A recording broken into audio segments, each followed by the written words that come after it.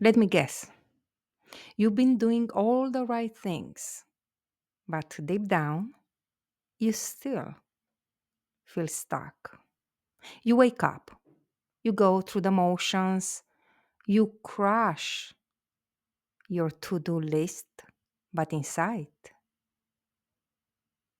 you're restless, numb, drained. Like you're meant for more, but you don't know how to reach it.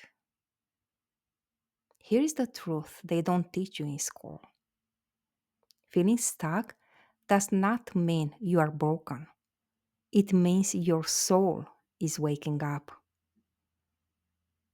It is not a breakdown, it is a breakthrough waiting for permission.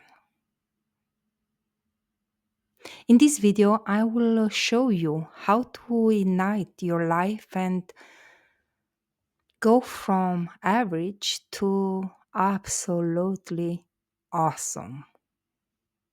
This is not about toxic positivity.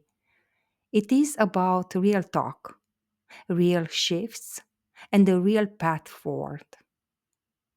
So, if you're done surviving and ready to start living, this is your moment.